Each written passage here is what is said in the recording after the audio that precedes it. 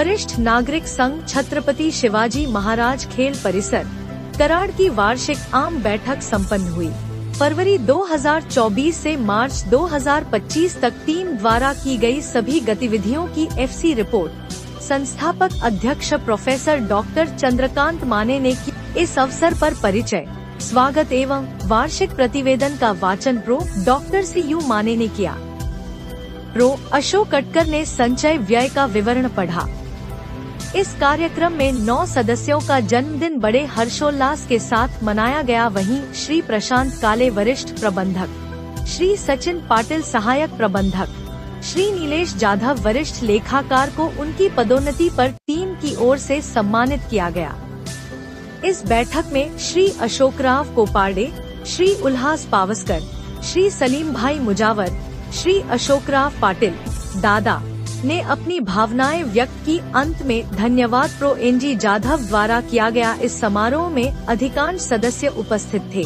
आपण सत्कार केला त्या प्रीत्यर्थ त्याच्या अलंकारला फक्त आपल्या संघाला जिसने भोजन दिलेलं आहे, फक्त आपल्या संघ, बाकी कुणाला त्यांनी दिलेलं नाही। त्याच्यानंतर आता या वर्षामध्ये म्हणजे 1 एप्रिल ते आता मार्च एवढ्या काळामध्ये आपण किती उपक्रमात सहभागी झालोय आपल्याला मी सांगतो। मग तुम्हाला आश्चर्याचा धक्का बसेल की एवढ्या उपक्रमामध्ये आपण आनंदानं हिरिरीनं सहभाग घेतलेला आहे। 22 मार्चला आपली कार्य तुम्ही करून दाखवलेलं आहे। त्यामुळे तुमच्या मानवी तितके आभार कमीच आहे।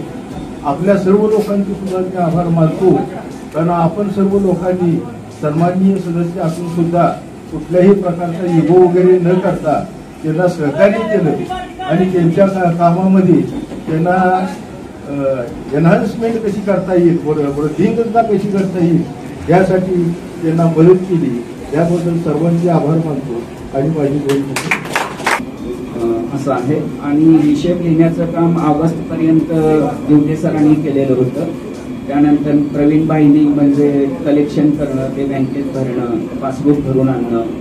31 मार्च झाल्यानंतर एप्रिलच्या फर्स्ट वीकमध्ये अपडेट केलं जाईल 31 मार्च पर्यंतचा बॅलन्स, आणि ते परत सर्वांना पुढच्या मीटिंगमध्ये आपल्याला ते पासबुक आणि ते करून टाकण्यात येईल। आणि हे करत असताना सगळं लिहिताना तुम्हाला जे रिसिप्ट दिलेत ते रिसिप्ट त्यांनी वहीमध्ये लिहिलेला आहे तो हिशोब, म्हणजे असं काउंटर चेकिंग करून सगळं व्यवस्थितपणे त्याची नोंद आहे।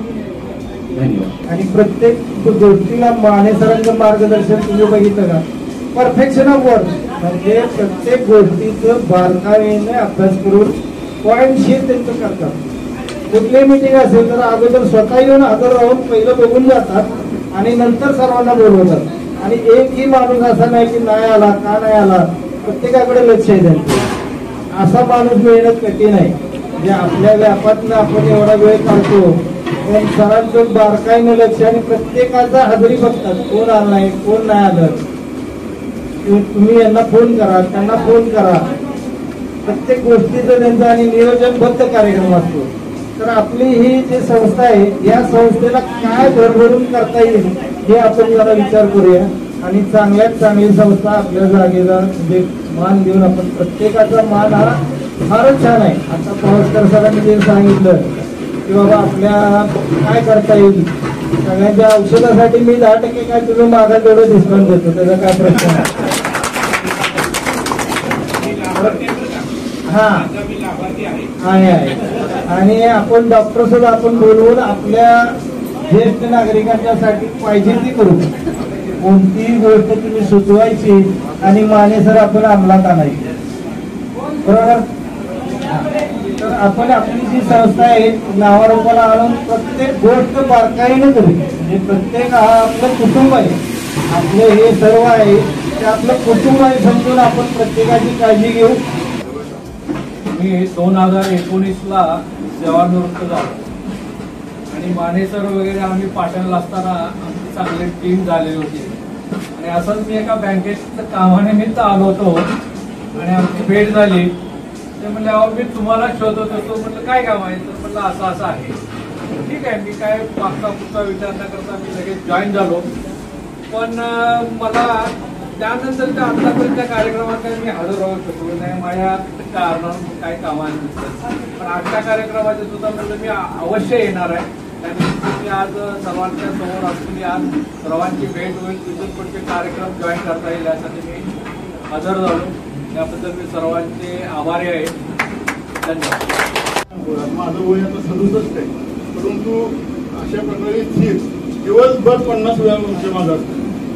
एक आपलं नोकरी असली किंवा केमिस्ट असलं किंवा व्यापार असला दीपक टक्केसारखा आपला मुलांची ताब्यात दिले, परंतु असं असले तर तेवढंच डोक्यात विचार असतो. पण आमच्या इथे कसं आहे 50 संघटना, 50 जणांचे फोन, रात्री 12 वाजले तरी फोन, काय झालं. मानसिक स्वास्थ्य ही मिळत नाही. डॉक्टर काय म्हणतात, तुम्ही 1 तास वॉकिंग करा, काही व्यायाम करा आणि त्यानंतर तुम्ही ज्येष्ठ नागरिक जे असतात त्यामध्ये मला आल्यानंतर मला असं वाटतं संध्याकाळी 6 कधी वाजतात, कधी मी त्यांना स्टेडियमवर जाऊन आपल्या ग्रुपमध्ये भेटतो. सगळ्यांना एक आपुलकी आनंदाचं वातावरण तयार होतं. त्याच्यामुळे आपलं शारीरिक आणि मानसिक स्थिती चांगली राहते. त्यामुळे हे चांगल्या पद्धतीने चाललेलं आहे. आणखीन वाढवत जाऊया. आमच्या सगळ्यांचं तुम्हाला पूर्णपणे सगळ्यांना सहकार्य आहे. आणि ह्यामध्ये ज्येष्ठ नागरिक जे आपले आता आणखीन काय वयस्कर आहेत त्या सर्वांचं आयुष्य वाढो, आरोग्य चांगलं राहो आणि जी काय कमी वयाच्या थोडे आहेत त्यांनी सुद्धा आम्हाला सहकार्य करून सांभाळून घ्यावं एवढंच मी या ठिकाणी विनंती करतो आणि आपलं 2 शब्द करतो.